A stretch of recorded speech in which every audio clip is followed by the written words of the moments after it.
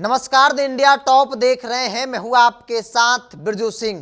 Bharatiya Janata party के सहयोगी अब भारतीय जनता पार्टी को ही आंख दिखा रहे हैं, और न सिर्फ आंख दिखा रहे हैं बल्कि खुले तौर पर यह ऐलान कर रहे हैं कि जिस प्रकार से पिता ने मंत्री वाली कुर्सी पर लात मारा था, ठीक उसी प्रकार से मैं भी मंत्री वाली कुर्सी पर लात मार दूंगा।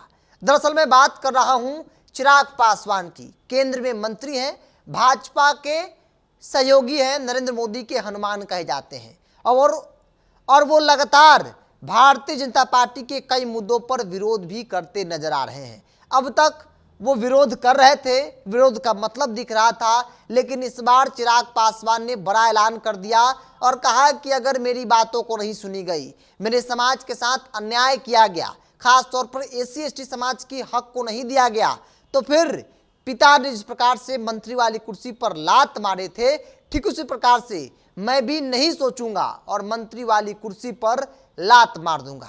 चिराग पासवान की पार्टी द्वारा एससी एसटी प्रकोष्ठ द्वारा अभिनंदन समारोह का आयोजन किया गया था, जिसमें मुख्य अतिथि के तौर पर चिराग पासवान खुद पहुंचे थे, चूंकि चिराग पासवान का अभिनंदन था।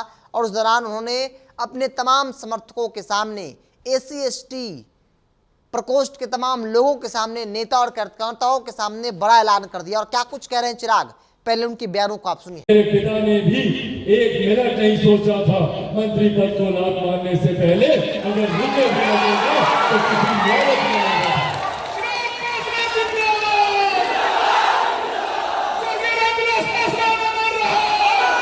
तो आपने सुना चिराग पासवान को, जिन्होंने साफ तौर पर बड़ा ऐलान किया, जिसके बाद भारतीय जनता पार्टी खेमे में हड़कंप मची है कि क्या वाकई में चिराग एनडीए को छोड़ने का मूड बना रहे हैं। राजनीति को जानने समझने वाले लोग इस बात को मान रहे हैं कि चिराग पासवान का जो मन है वो 40 से 50 सीटों पर चुनाव लड़ने का है। ऐसे में उन्हें अब ऐसा लग रहा है कि भारतीय जनता पार्टी जो है 20 से अधिक सीट नहीं देने जा रही है, और इसीलिए चिराग पासवान का विरोध का तेवर जो है वो लगातार बढ़ रहा है। अब तक वक्फ के मुद्दे पर पार्टी विरोध, एससी एसटी को लेकर जो सुप्रीम कोर्ट का फैसला आया उसको लेकर चिराग पासवान ने खुला विरोध किया, नरेंद्र मोदी को पत्र लिखा, तमाम चीजें देखने को मिली।